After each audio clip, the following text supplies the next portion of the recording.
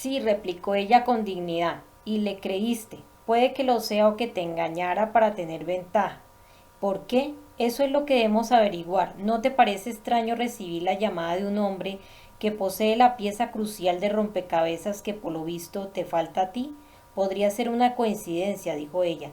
He estudiado coincidencias extrañas e información desconectada, sobre todo en lo que concierne a Octopus. Investigaré a Ascaroni. ¿Qué más te dijo? Que mientras estaba verificando la funcionalidad de Promis, se encontró con cuentas secretas en las que había un montón de dinero. Dijo que lo pillaron, porque las cuentas estaban marcadas con banderas, pero aún así tuvo tiempo de esconder la pasta. Curtis se había sentado en la repisa de la ventana y ahora miraba fijamente a la profesora del Renacimiento, plenamente consciente de cuál sería su siguiente paso. ¿Cuál era el común denominador de la investigación de Danny? Preguntó con tono retórico. El CTP, dijo Michael. Resultado final, dinero, añadió Curtis. Oro, dinero, acaparando los mercados mundiales mediante el control de la provisión de fondos. El gobierno de Estados Unidos, una entidad que utiliza el dinero para promover sus objetivos. Promise, un programa informático que permite seguirlo todo de cerca, terció Michael. Bingo. Al cabo de una hora se abrió la puerta dejando ver primero la almohada, luego la cama, un paciente de cara pálida, la enfermera y por fin el médico, que se llevó el índice a los labios para indicar silencio. Saludó con la cabeza a Simone e hizo una señal para que los tres se acercaran.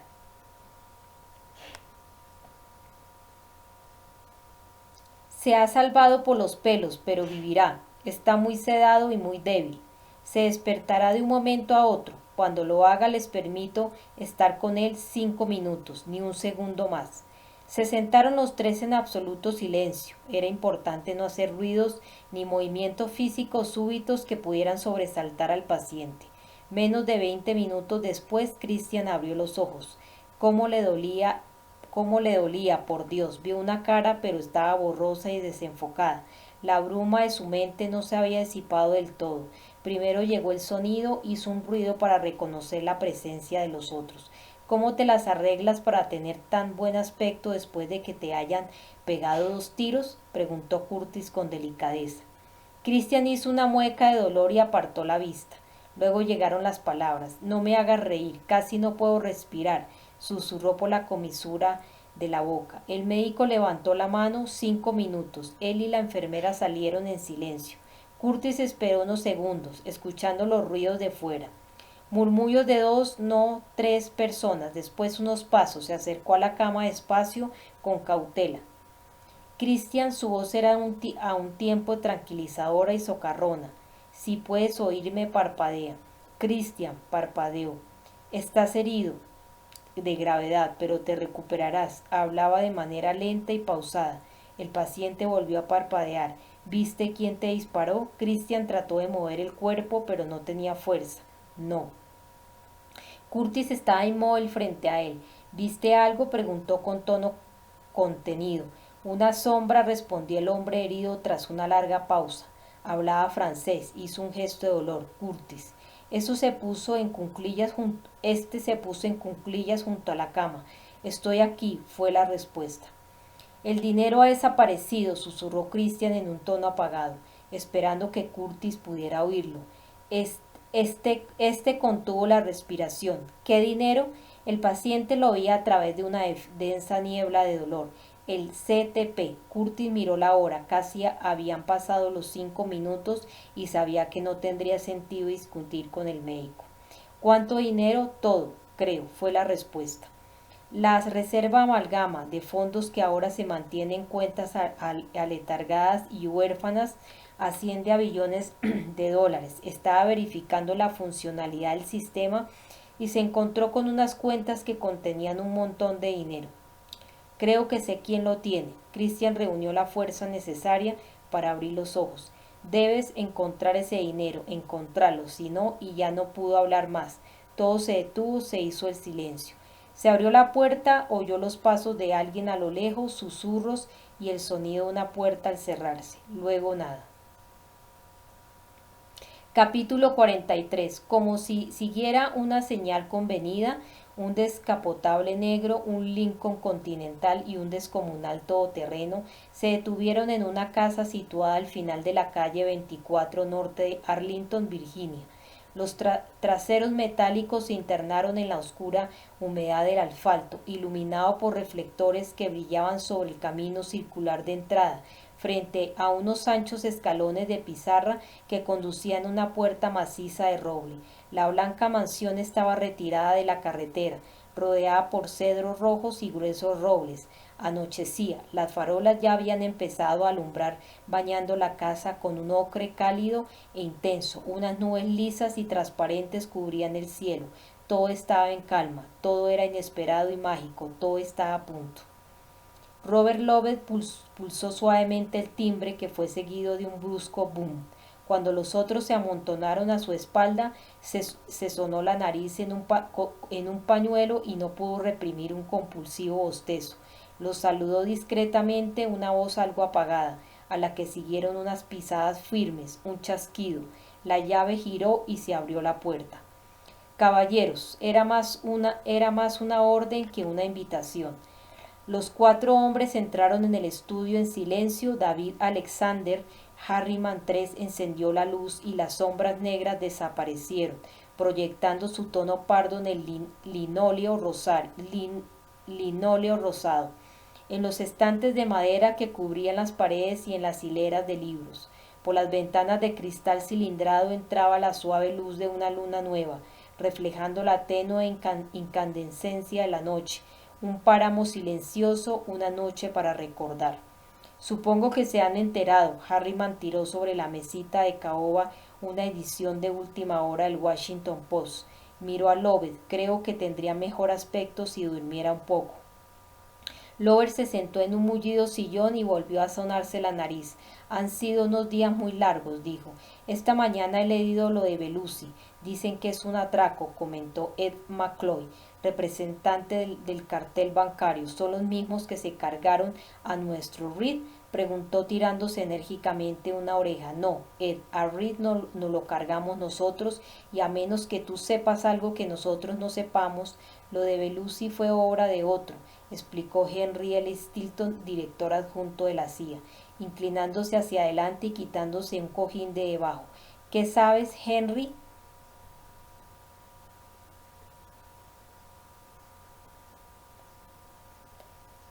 Está en el Mount Sinaí. En el Mount Sinaí, según los rumores, su estado oscila entre grave y crítico. De momento no irá a ninguna parte, a ver si el destino nos echa una mano. De lo contrario, se aclaró la garganta. Entre tanto, tenemos asuntos que atender. Harriman cogió un vaso, echó en él un par de cubitos de hielo y lo llenó de bourbon. Su tono era reposado y despreocupado. Robert, los 4 hombres contuvieron la respiración cuando Robert Lovett, oficialmente analista de alto rango del Departamento de Estado, aunque más conocido como agente encubierto en la Unidad de Estabilización Política, una rama de los servicios de inteligencia conocida como operaciones consulares, explicó sus conclusiones sobre el diagrama de conexiones de Danny Calazaro. Incluía las 108 fuentes con la que el fallecido periodista había contactado durante su investigación. Se han analizado y descartado 104 por diversas razones. 3 habían muerto por causas naturales y lo que sabían o sospechaban los demás, todas legítimas, tenía relativamente poca importancia. Hemos examinado a conciencia diarios telefónicos, cargos de tarjetas de crédito, extractos bancarios, relaciones personales y profesionales. Cualquier cosa que pudiera revelar algún conocimiento previo de la situación real, nada. ¿Y los 4 restantes? Preguntó el antiguo secretario del Tesoro con ojos perspicaces. Uno es Scaroni, el otro Mike O'Donnell. La mano derecha de Belusi, añadió James F. Taylor, que lucía un jersey blanco de cuello vuelto bajo una chaqueta de tweed. ¿Alguna novedad al respecto?, inquirió Harriman, vagando la mirada de un lado a otro. Mientras hablamos está siendo interrogado, dijo un hombre de la Unidad de Estabilización Política. Estupendo. Ténganos al corriente. El tercer hombre es un fiscal honrado. El pasado año encabezó la acusación del gobierno contra los el pasado El pasado año encabezó la acusación del gobierno contra los narcotraficantes colombianos, algunos de los cuales tuvieron la mala pata de ser grabados por el FBI. Mientras pasaban su mercancía agentes camuflados, señaló Stilton. Conozco a ese hombre, unos tipos de la mafia intentaron comprar su silencio y los metió en la cárcel. Hay algo que debes saber, Henry. Está previsto que este fiscal testifique a favor de Scaroni en el juicio. Harriman se puso en pie y esbozó una sonrisita. Siempre hay un alma cándida que cree que un hombre puede cambiar el rumbo de las cosas, y entonces hay que matarlo para sacarlo de su error. Miró a Stilton. Es el fastidio de la democracia. Creo que deberíamos hacer una visita a este fiscal, dijo Taylor. Espero que el siguiente sea nuestro topo de la CIA. Harriman no iba a aflojar. He dejado lo mejor para el final, dijo Lovett, lleno de sombría satisfacción. ¿Quién? Insistió Harriman. Hagamos memoria.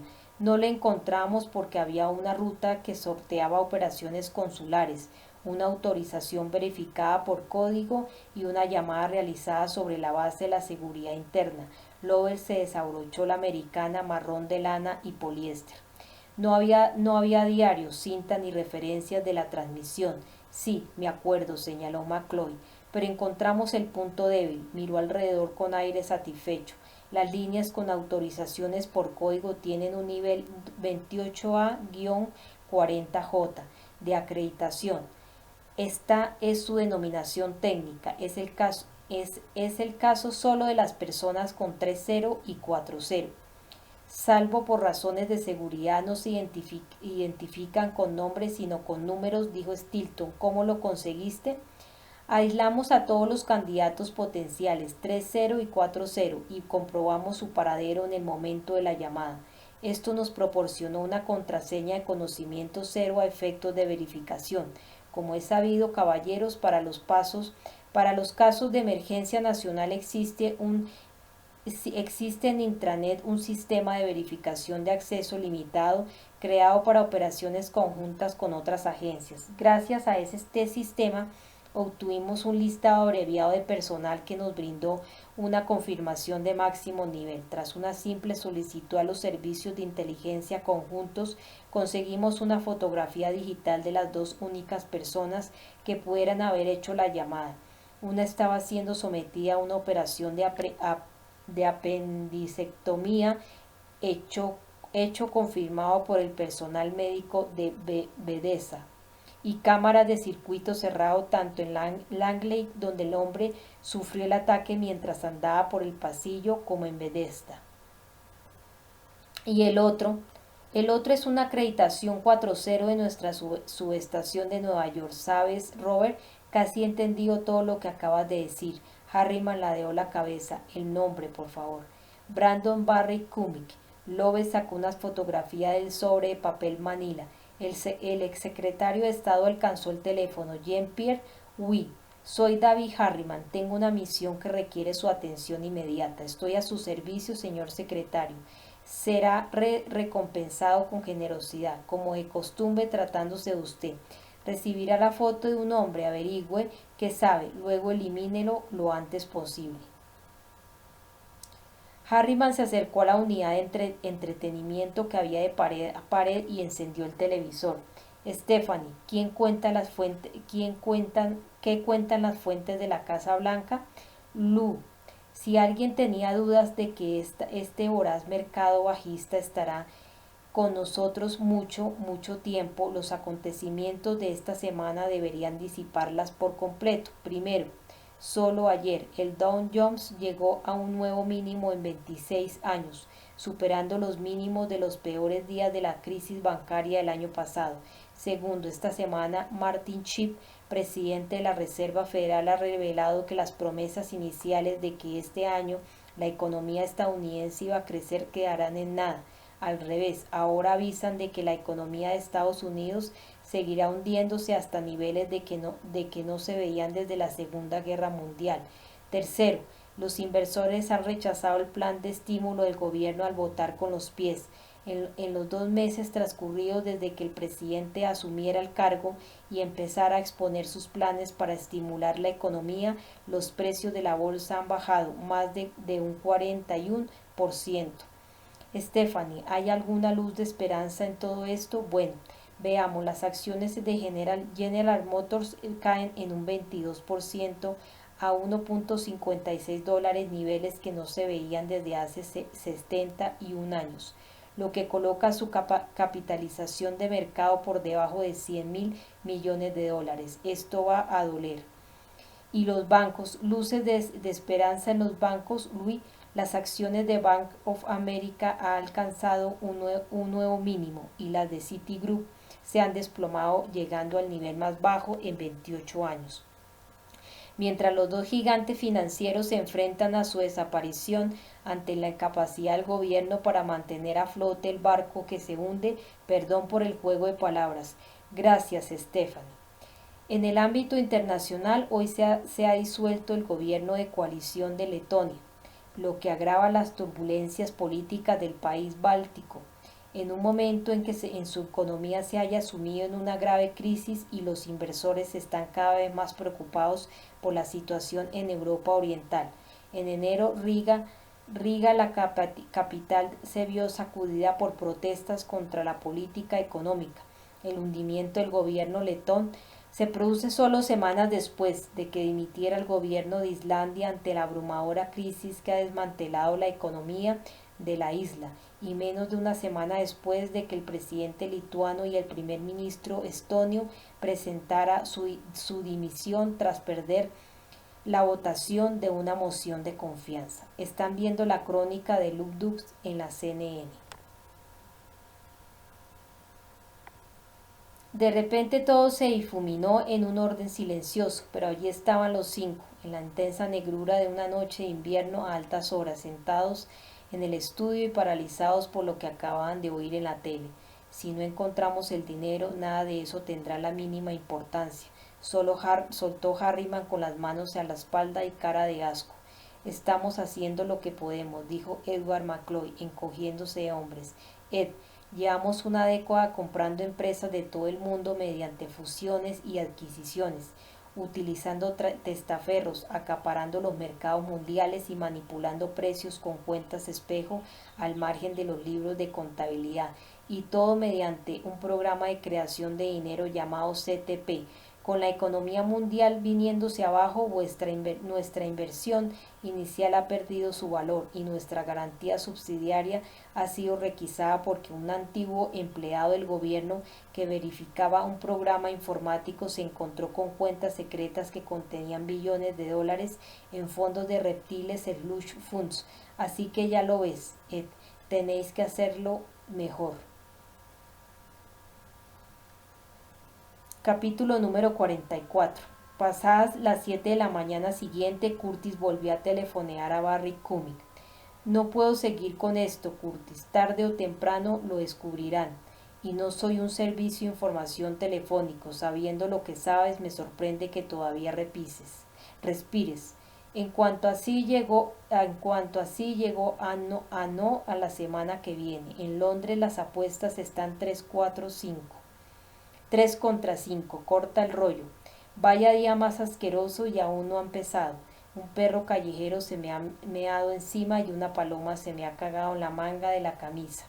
Dicen que trae buena suerte. ¿Qué demonios es esto de llamarme a las 7 de la mañana? Ya conoces el refrán, a quien madruga Dios le ayuda, Barry. Tú siempre has estado al pie del cañón desde que te conozco. Hace 17 años, lo sé, siempre me dice lo mismo cuando necesitas un favor. A este ritmo, aunque aparezcas ante mi puerta con el mono de pavo real de Elvis, seguirás estando en deuda conmigo. Calla un momento, mira el panorama y encuéntrame un hilo, Casalaro. Octopus, 16 testigos japoneses de la Segunda Guerra Mundial, el Vaticano, oro, lila dorada, CTP, Reed y ahora Christian Belushi con el regalito de un asesino psicópata francés que recita poesía. Sin embargo, no hay ninguna lógica que vincule alguno de estos elementos a una causa común. Reed es parte del cartel. Era Reed, formaba parte del cartel con algunos capullos poderosos, pero alguien creyó oportuno quitarlo de en medio. Nada tiene sentido, es un galimatías. Curtis, chico, tómate un calmate, yo lo hago y obran milagros. ¿Cómo crees que he conseguido estar enterrado aquí tanto tiempo? Tómate tú el calmante, Barry. Y luego Belusi, vicepresidente del Banco Mundial y uno de los hombres más ricos del mundo, es tiroteado en su garaje en mitad de la noche. Su Bentley está intacto, así que descartaremos el atraco. No obstante, la prensa está dando la lata con el rollo del caco que quiere robar a un banquero y la pifia. Exacto, lo que me preocupa es la secuencia de los hechos, Barry, aunque Reed y Belusi están en polos opuestos. Los dos atentados son demasiado seguidos. Dos banqueros, ambos ricos, ambos en puestos destacados. Aunque como es obvio, si hablamos de Christian Belusi, la riqueza es un término relativo. Fue cuestión de horas, ¿no?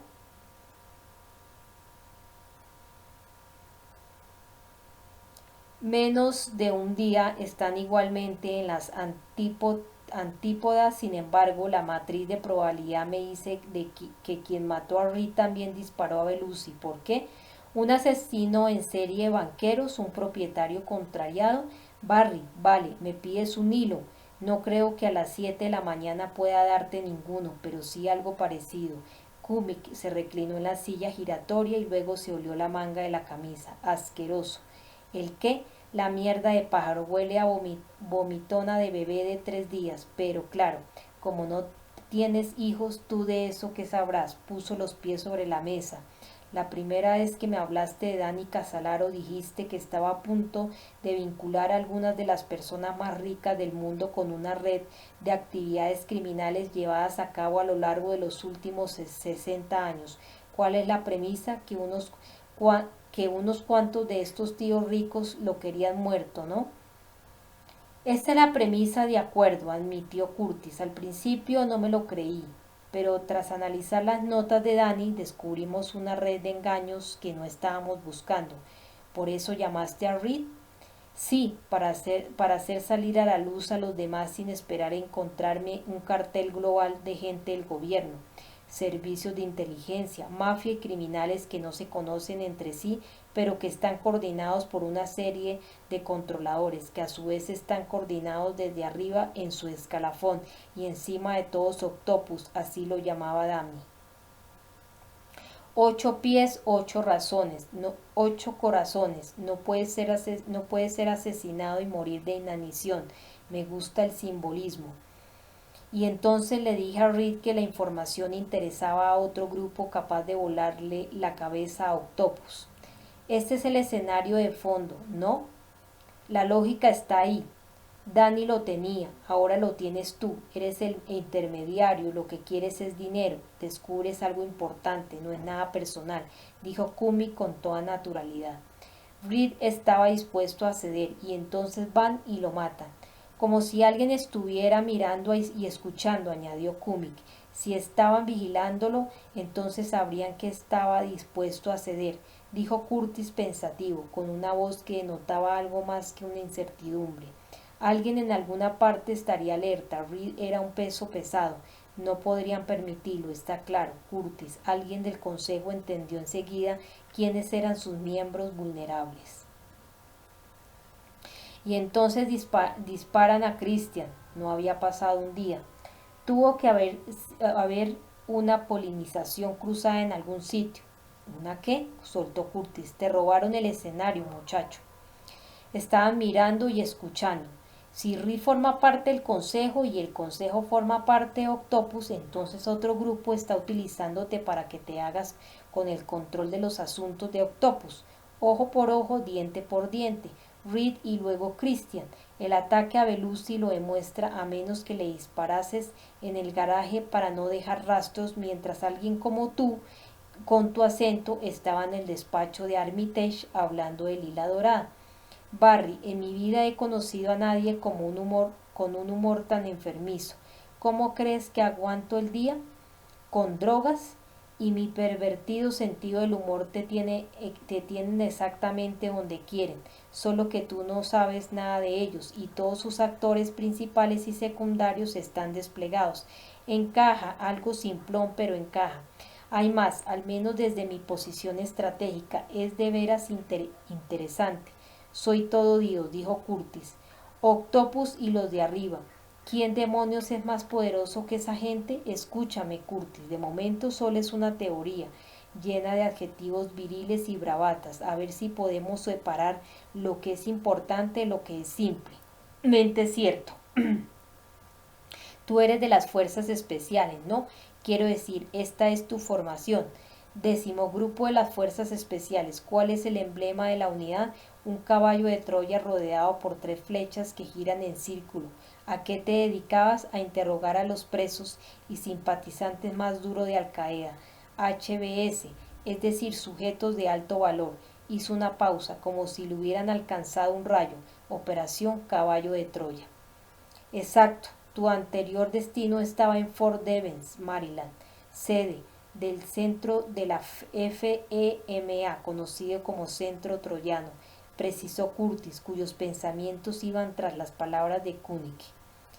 ¿Ves el patrón? Simbolismo. Mientras Troya dormía, los griegos entraron metidos en el caballo. Una vez dentro de la ciudad, salieron y masacraron a la gente. ¿Me has seguido hasta aquí?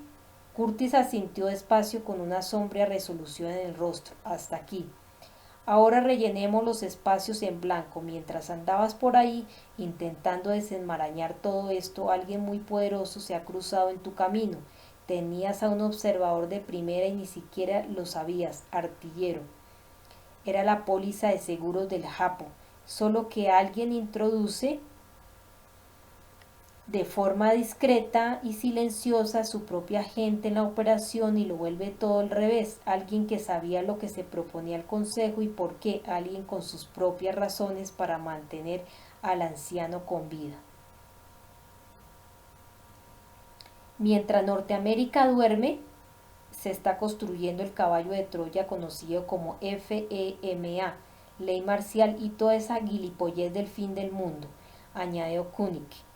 Cuidado con el reformador moralista, señaló Curtis haciendo crujir los nudillos de su mano derecha. Aún no he terminado. Recuerda el simbolismo, dijo Koenig. Un caballo de Troya rodeado por 3 flechas girando en un círculo ahora proyecta su imagen simbólica en un significado verbal. Un caballo de Troya que surge de las 3 flechas girando en un círculo, Dios santo. El logotipo de la Comisión Trilateral, el gobierno mundial, exacto, 3 flechas girando que representan 3 mercados dirigidos por los 5 miembros permanentes del Consejo de Seguridad de Naciones Unidas, dijo Koenig. Las Américas, es decir, Estados Unidos, Asia, esto sería China, Europa, representando en la ONU por Rusia, Reino Unido y Francia, mientras la economía mundial se viene abajo y queda para el arrastre, controlas a la población en 3 frentes, las Américas, Asia y Europa, y mediante 3 mercados, Hong Kong, Wall Street y el ámbito económico europeo, este sería el primer nivel de control. Los presidentes y primeros ministros dirigen países individuales bajo 3 mercados de la Comisión Trilateral, controlados realmente por las 500 empresas de Fortune, agregó Curtis pensando en voz alta. Esta sería tu sociedad anónima mundial, segundo nivel de control. Cuanto más fuertes sean las 500 empresas de Fortune, más fuerte será su mercado.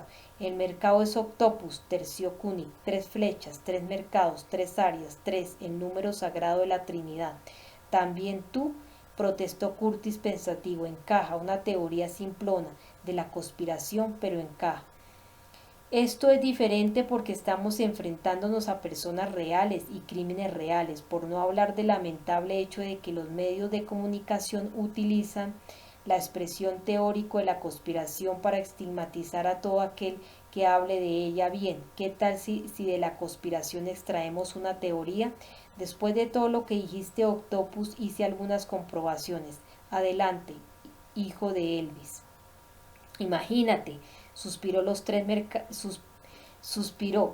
mercados en uno bajo el control de la Comisión Trilateral que te sugiere esto, la teoría del gobierno sobre el nuevo orden mundial. Correcto. Para poner en marcha cada mercado habría que controlar, poseer o influir en 4 cosas: servicios de inteligencia, fuerzas armadas, bancos e inteligencia artificial. Adquirir legalmente los 4 sería difícil, a menos que se formara un octopus de hombres que trabajaran con vistas a ese objetivo. Santo Dios, interrumpió Curtis en estado de shock.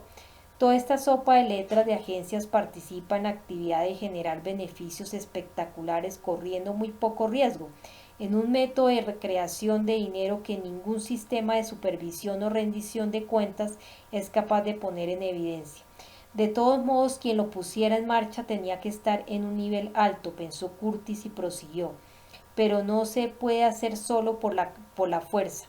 Tampoco haría falta, replicó el analista de la CIA con una acreditación de máxima seguridad, si tienes en la yema de los dedos la más sofisticada inteligencia artificial del mundo. Promis. Exacto. Al final es esto, ¿no? Dijo Curtis cerrando los ojos y masajeándose la parte posterior del cuello con la palma de la mano derecha. Por su cabeza cruzaron imágenes reales e inventadas. Barry, ¿puedes concederme alguna otra prebenda? Eres una cara dura, eres un cara dura, Curtis, solo soltó el analista con los ojos prácticamente girando en las órbitas. Esta es la última vez y no quiero volver a oír que me llevaste a cuestas 16 kilómetros con mi pierna rota por las montañas de Waziristán para ponerme a salvo. Punto final, Ranger. Se te ha acabado el crédito. Gracias, amigo. Estoy en deuda contigo. Curtis, cada vez que dices esto me meto en un lío. Promise era un proyecto súper secreto salido de la NSA. En Bean Hill Farm, Manassas, Virginia, hizo una pausa meditando sobre algo obviamente importante y delicado, con cierto solapamiento por parte de la agencia. Pero ¿por qué preguntas? Yo ni siquiera quiero saberlo. Barry, será el último favor que te pida. Tienes la palabra del 10º grupo de las fuerzas especiales. Necesito. Oh no, le interrumpió Curtis, el sudor frío y la urticaria me tiene frito. Figúrate lo que sería este favor de despedida. Curtis se quedó callado, tenía la cara y el cuello perlados de sudor. Podía tocar la verdad con la punta de los dedos, pero necesitaba desesperadamente el nombre del capitoste de Langley que lo hizo. ¿Qué? Ni hablar. Es una acreditación Delta. ¿Sabes cuál es el castigo por buscar sin autorización en los archivos Delta? 30 años de cadena perpetua. Me resultaría más fácil sacar de este edificio al Yeti, a Eti o al maldito monstruo del lago Ness que conseguirte esta información. ¿Has acabado? Curtis echaba chispas por los ojos. Me temo que el que ha acabado eres tú. Lo llaman el hombre invisible. ¿Sabes por qué? Porque bebe pociones mágicas y anda por ahí con una bolsa sobre la cabeza, porque en el mundo apenas un puñado de personas le han visto la cara, y tú quieres que te lo sirva en bandeja y extienda una velluda alfombra roja de bienvenida para que puedas interrogarle sobre Promis. Eres aún más temerario de lo que creía. ¿Puedes hacerlo o no? Corres hacia un potencial desastre sin tener un plan. No piensas en el futuro. ¿Qué coño? No piensas y punto. Para abrir la cerradura de kriptonita que guarda este nombre, yo debería vérmelas con datos codificados y no con personas de carne y hueso. Curtis, no hay ningún factor humano implicado en esta búsqueda, ni porosidad de la razón humana, ni mirillas para ver en el cerebro. Las personas se pueden equivocar y tienen sentimientos. Las máquinas trabajan exclusivamente con datos codificados. El Ranger se sentía como si de repente la gravedad hubiera triplicado su fuerza.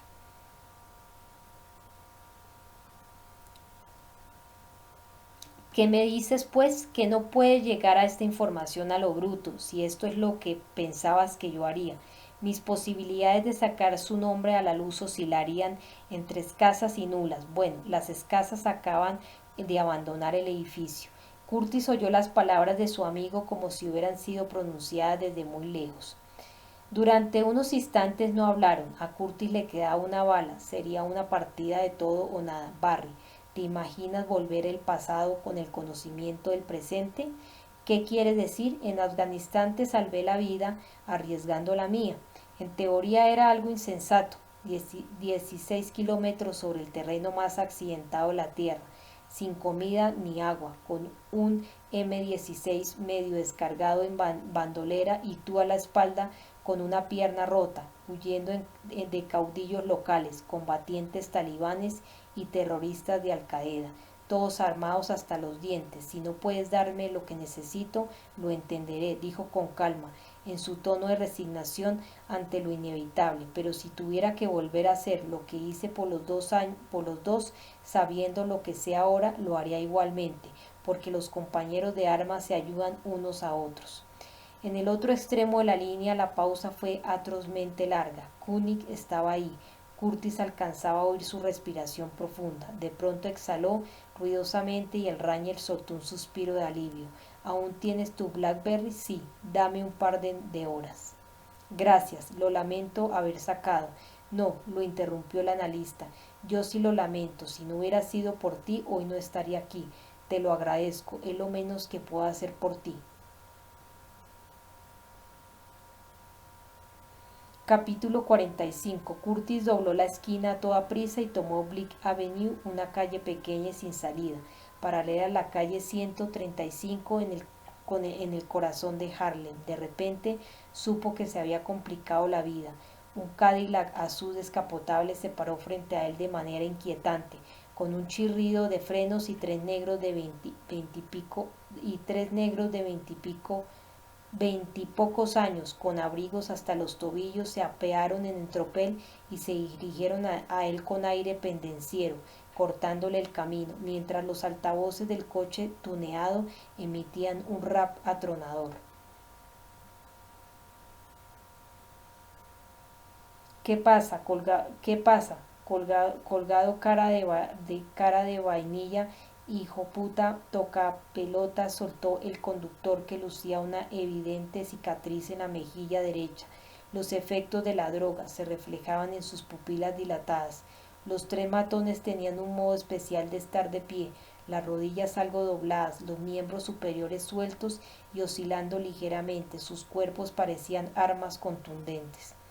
No te importa que yo y mis colegas aparquemos aquí la mesa de autopsias, ¿verdad? Se echaron a reír. Es que hoy es uno de esos días en que mi culo negro solo quiere estar tranquilo. ¿Lo pillas? Dijo el más bajo de los tres, enjuto y nervudo, claramente tenso, con una mirada impetuosa en su rostro desafiante. Y todos los hijoputas están dando la vara, mierda. ¿Entiendes lo que te digo? El tercer negro rechoncho, con dos incisivos de oro y macizas cadenas doradas al cuello, extendió las piernas, cruzó los brazos y miró a Curtis de arriba abajo. No quiero problemas con vosotros, tíos, dijo Curtis con actitud despreocupada y la mente en alerta máxima. No me vengas con tu jodida mierda, estás en nuestro territorio. Para entrar aquí hay que pagar peaje, ya me entiendes. Van, derrapa, negrata, danos el blin, porquería. Creo que no habla inglés, ¿por qué no le enseñas un poco? Dijo el conductor de la cicatriz a su amigo musculoso. Los tres se rieron escandalosamente, entrechocando las palmas y haciendo gestos con el cuello para decirle a Curtis sus intenciones de cortarle el suyo. No quiero problemas con vosotros, tío, repitió. La voz de Curtis era acero en hormigón. Su mente iba acelerada, captando todos los detalles de sus agresores. Es solo un chulo sin putas, golpea. Los sonidos de fondo del rap se sumaban a la morbosidad del momento. Esquizofrenia, ¿cuántos de vosotros la sufren? ¿Cuántos hijos de puta pueden decir que son psicóticos? ¿Cuántos hijos de puta pueden decir que su cerebro tiene la raíz podrida en el tiesto? ¿Lo veis como yo o no? Si es que sí, sabréis de qué estoy hablando cuando se te está pudriendo la lengua en tu boca de algodón, cuando acabas siendo tan dependiente de la hierba. Llegas a gastarte $1000 en la máquina, haz lo que quieras, yo me quedaré aquí sentado y solo diré, Dios mío, Canutos. Fuma mi hierba y si me mandas a la mierda que te jodan, te daré una patada en el culo, no digas gilipolleces y estaremos de puta madre.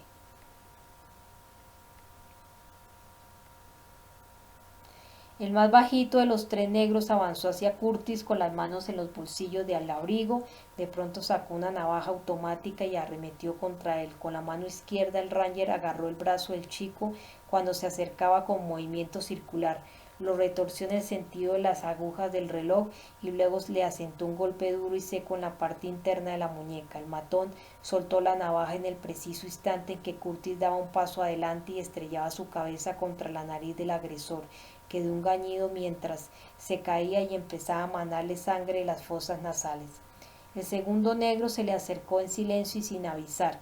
Curtis lo cogió de la solapa aprovechando su impulso y tiró de él hacia adelante. Levantó su mano libre y agarró la garganta del hombre, acero en la carne, clavando los dedos, cortándole el aire con una llave al cuello. Al matón se le doblaron las rodillas al tiempo que Curtis estrellaba el codo derecho en su cara.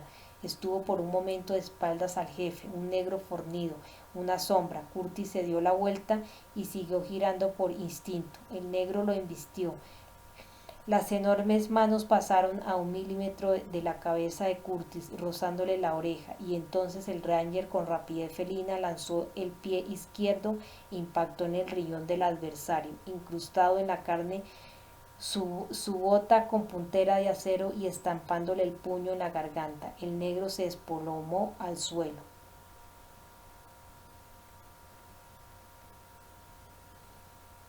Curtis miró alrededor, aparte del Caliga con sus altavoces incorporados. La calle estaba desierta. Me muero por salir de aquí, farfulló. Comprobó el número del que le había dado Cumming. Era una manzana más arriba.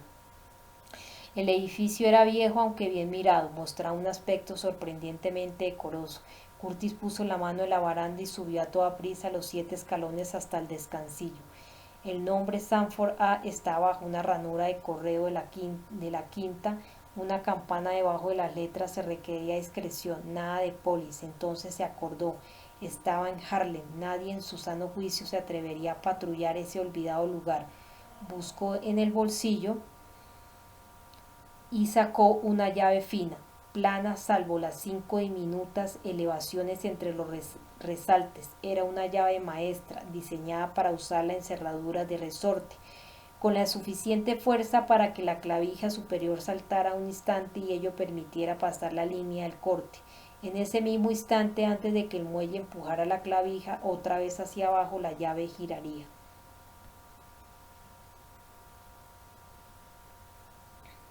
Curtis situó la llave maestra frente al ojo de la cerradura, la introdujo hasta la mitad de recorrido, la golpeó con la palma de la mano derecha obligándola a penetrar y la giró al mismo tiempo.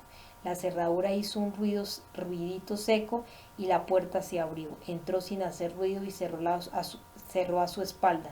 No podía coger el ascensor, pues el ruido podía alertar a Alan Sandorf. Lo llaman el hombre invisible. Curtis no quería arriesgarse a que el hombre invisible se le escapara. Bromis, el hombre tenía que saber algo. Dio el primer paso con cautela. La vieja escalera crujió, subió los escalones rápido y en silencio de 2 en 2 o de 3 en 3. La idea de un hombre invisible lo impulsaba hacia adelante y hacia arriba. No habían pasado 30 segundos y ya estaba en la última planta. El apartamento de Sandor se hallaba al final del pasillo, otro callejón sin salida. Curtis frunció el ceño, se quedó quieto unos segundos, recobrando el aliento. Estaba a punto de llamar al timbre que había a la derecha de la puerta, pero se lo pensó 2 veces. Si por algún motivo Sanford no quería dejarle entrar, el tono atraería una atención no deseada. Volvió a ser un hombre blanco en pleno de Harlem. Él era la atención no deseada. Curtis se acercó a la puerta y llamó con delicadeza. Al principio oyó un sonido extraño, que luego fue adquiriendo intensidad. Alguien se aproximaba. De pronto el sonido se desvaneció. Dentro del apartamento había alguien escuchando. Curtis oyó un chasquido y se abrió la puerta. El silencio fue breve. Sí, dijo un negro más bien bajito, haciendo un mohín. Tenía una voz grave que podía muy bien ser de la de un barítono, rondando la cincuentena, y era delgado y con barriga cervecera. Parecía ligeramente arrugado por el sueño y llevaba zapatillas de felpa y una bata de seda con ovejas verdes. Alan Sandor, eso depende de lo que esté buscando. Sabiduría. ¿Perdone? Empujó la puerta para abrirla del todo. Mire, como ve, se ha equivocado de sitio. Curtis se paró en el umbral del salón. Era una buhardilla grande y llena de trastos. Parecía más un rastro que el habitáculo de alguien.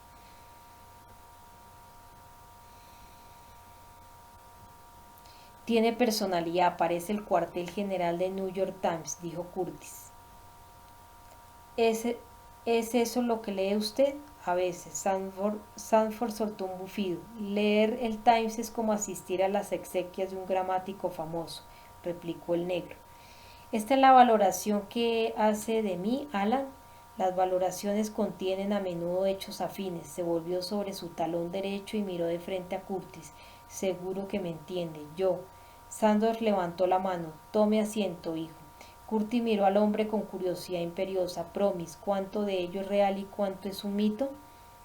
Sandorf apoyó la espalda en la pared y examinó al visitante. ¿Qué quiere? Preguntó en un susurro socarrón levantando la ceja derecha. Lo llaman el hombre invisible, Alan.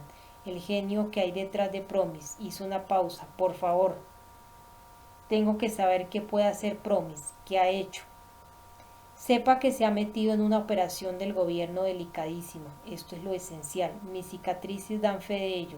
Muy bien, se encogió de hombros. Es su funeral, dijo el negro con aire despreocupada mientras se dirigía al centro de la estancia.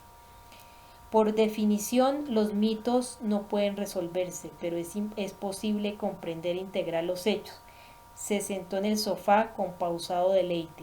Imagínese que posee un software capaz de pensar y de comprender todas las lenguas del mundo, que proporciona mirillas para las cámaras más secretas y recónditas de los ordenadores de los demás, que puede introducir en ellos datos a escondidas, entrar por la puerta de atrás en cuentas bancarias ocultas y luego retirar el dinero sin dejar rastro.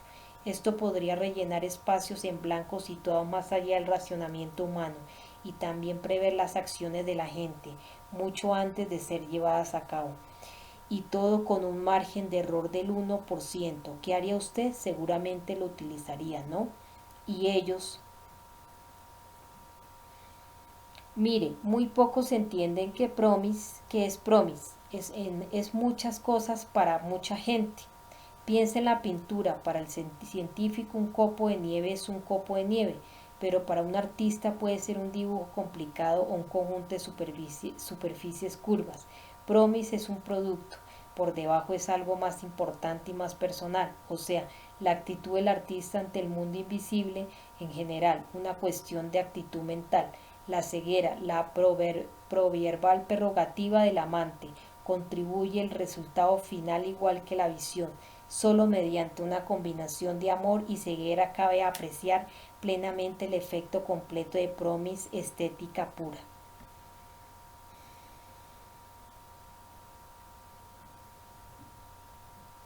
¿Para qué se usaba al principio? Lo concebí para seguir la pista de casos judiciales a través de los poderes legislativo, ejecutivo y judicial, integrando ordenadores de montones de fiscales en todo el país. Cuanto más datos se cargaban, con más precisión podía el sistema analizar y predecir el resultado final. Curtis advirtió que en la voz de Sandorf había un tono de queja, pero ningún rastro de ocultación o engaño. Estaba diciendo la verdad. Lo que en una conversación normal dicen la verdad dan por sentado que se les va a creer. Sandorf lo daba por sentado. ¿Cómo funciona? Inquirió Curtis. En realidad es muy sencillo. Se introduce en el software toda la información sobre alguien, antecedentes educativos, militares, criminales, profesionales, historial crediticio, básicamente todo aquello a lo que se pueda llegar, y luego el software se encargará de hacer una evaluación y de procurar unas conclusiones basadas en la información disponible. Cuanta más información tengamos, mejores predicciones efectuará el software. Sandor rió bajito, se levantó y fue cojeando hasta la cocina. ¿Le apetece un café?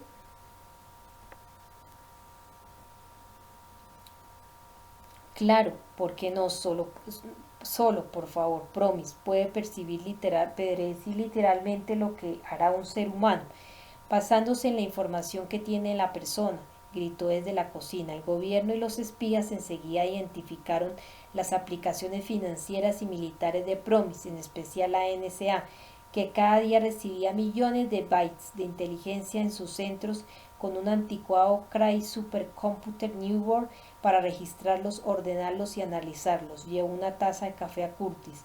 Este tomó un sorbo y casi sintió náuseas. ¿Está bueno? Ajá, contestó Curtis sin saber cómo deshacerse del asqueroso terrón que tenía en la boca. No se corte, en la cocina hay más.